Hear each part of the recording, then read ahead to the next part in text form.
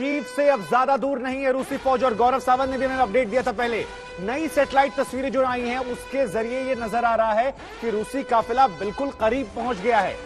वक्त जो है वो धीरे धीरे बढ़ता जा रहा है और कीव के रास्ते पर 64 किलोमीटर लंबा रूसी काफिला जो है वो अब नई सैटेलाइट इमेज से और ज्यादा साफ नजर आ रहा है। ये देखिए, जनरल दयाल हमारे साथ लगातार मौजूद हैं। सर, ये सैटेलाइट इमेजेस जो हैं, ये कहा जा रहा है कि नई इमेजेस आई हैं। अब इन नई इमेजेस का आप डिस्क्रिप्शन कैसे करेंगे? बेहतर होगा आप अगर समझाएं तो हमारे दर्शक आसान भाषा में समझ सकते हैं।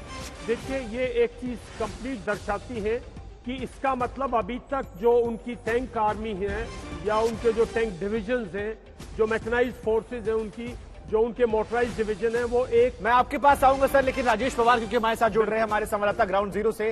राजेश, ये कहा जा रहा है कि कीव में लगातार 3 दिनों से सायरन बज रहे थे, लेकिन अब वहां पर हमला हो सकता है, अब वो फौज आगे बढ़ रही है। आपके पास क्या अपडेट है 9वें दिन को लेकर?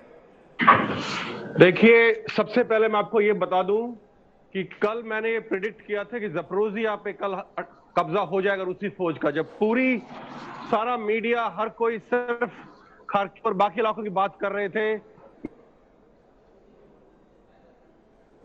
तो राजेश जहां पर हैं वहां पर लगातार हमें अपडेट दे रहे हैं, लेकिन क्योंकि वॉर जोन का इलाका है वहां से नेटवर्क के भी इश्यूज हो रहे हैं। कोशिश करेंगे दोबारा संपर्क साधने की। दयाल सर, तब तक आप अपनी बात पूरी कीजिए, जब वो पैच होंगे दोबारा जाएंगे। ये जो कॉलम आ रहा है आगे बढ़ गया, इसका मतलब अभी भी ये कॉलम जो है अपने जो डिप्लॉयमेंट करना है, जो बेस बनाना है, जो फर्म बेस है, उसमें नहीं गया है। मतलब कीव को आइसोलेट करने की हालात में नहीं गया है। ठीक है, अब ये स्टार्ट करेगा ऑपरेशन। वापस राजेश के पास चलते। राजेश, कीव की क्या स्थिति है? कब तक बचने वाला है कीव?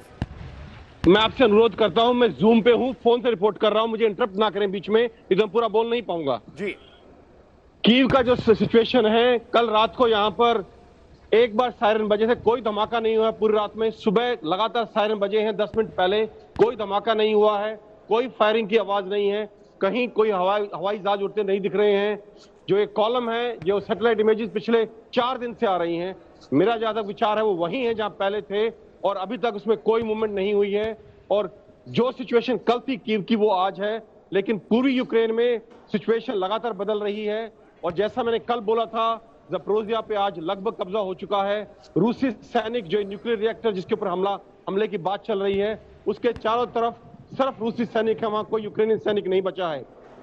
दूसरा, जो ये न्यूक्लियर रिएक्टर है, इस पे कोई रिएक्टर्स पे कोई डैमेज नहीं हुआ है जैसा कुछ मीडिया में रिपोर्ट किया जा रहा है। सिर्फ जो उस कॉम्प्लेक्स में कुछ बिल्डिंग्स थी जो सिक्योरिटी के लिहाज से बनी होती हैं या एडमिनिस्ट्रेशन के लिए होती हैं, उनके कुछ छोटे से इलाके में हल्की फुल्की आग लगी थी जो इमीडिएटली बुझा दी गई थी।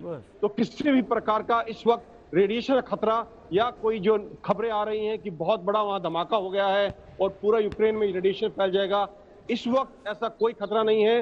वो पूरा न्यूक्लियर रिएक्टर पूरी तरह से सिक्योर कर लिया गया है रूसी फौज के द्वारा। Over to you. मैं आपको वही बता रहा हूं कि सिचुएशन कीव में कोई खास बदलाव नहीं आया है, कुछ धमाका नहीं हुआ है, कोई फौजी कार्रवाई कीव में कल बीते 16 घंटे में नहीं हुई है। लेकिन पूरी यूक्रेन में लगातार रूसी फौजें आगे बढ़ रही हैं और जैसा मैंने कल बोला था कि मरियापोल के बाद अगला टारगेट ज़पोरिज़िया होगा, वही रात को हुआ है। रूसी फौज का लगभग पूरा नियंत्रण है, लगभग, पूरा नहीं हुआ है अभी ज़पोरिज़िया पे। और मैं आपको ये बता दूं, जो ज़पोरिज़िया है इसकी बहुत ही स्ट्रेटेजिक इंपॉर्टेंस है। ना सिर्फ यहाँ ये न्यूक्लियर पावर प्लांट है जो कि यूरोप का सबसे बड़ा न्यूक्लियर पावर प्लांट है और लगभग 20% यूक्रेन की पावर जनरेशन वहां से होती है।